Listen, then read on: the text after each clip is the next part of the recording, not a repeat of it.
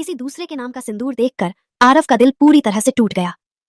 काव्या को देखने के लिए आए हुए पहले दो लड़के तो इस डर से ही भाग जाते हैं कि कहीं हम इस आईपीएस और दादा भाई के झगड़े के बीच में चक्की में आटे की तरह पिस न जाएं।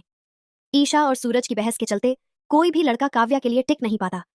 जो लड़का सूरज लेकर आता है उसमें ईशा ऐब निकालकर भगा देती है, और जो लड़का ईशा लेकर आती है वह तो दादा भाई का नाम सुनकर ही 9-2-11 हो जाता है।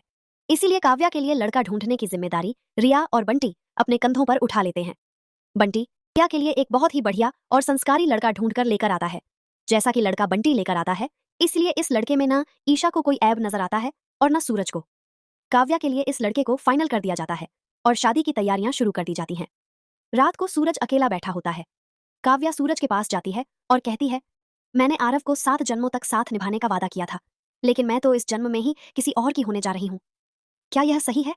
तब सूरज का जवाब काव्या के मचलते मन को शांत कर देता है। सूरज कहता है कि तुम्हारी इस दुखों और अकेलेपन से भरी जिंदगी को देखकर ऊपर बैठा आरव भी दुखी हो रहा होगा। तुम्हें हम सबकी खुशियों के लिए नए संसार में जाना ही होगा। काव्या सूरज की बात मान लेती है, पर एक शर्त पर।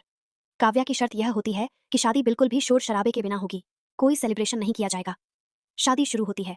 काव्या और बंधु साथ में बैठे होते हैं। फेरों की रस्म के बाद वर वधू एक दूसरे को वरमाला पहनाते हैं। फिर आती है सिंदूर की रस्म। यह वही रस्म है जो पति पत्नी को एक पावन रिश्ते में बांधती है। बंधु जैसे ही काव्या की मांग में सिंदूर भरता है, तभी एक आवाज आती है, रुक जाओ।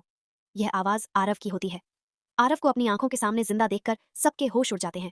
आरव गुस्से से लाल पीला होकर सबसे पहले सूरज का गला पकड़ता है और कहता है, मेरी पत्नी की शादी तुम किसी और के साथ कैसे कर सकते हो? असल में सूरज ने दादा भाई बनकर आरव के दुश्मनों से बदला तो ले लिया, लेकिन एक बार भी आरव की मौत कहाँ हुई, इस बात को जानने की कोशिश नहीं की।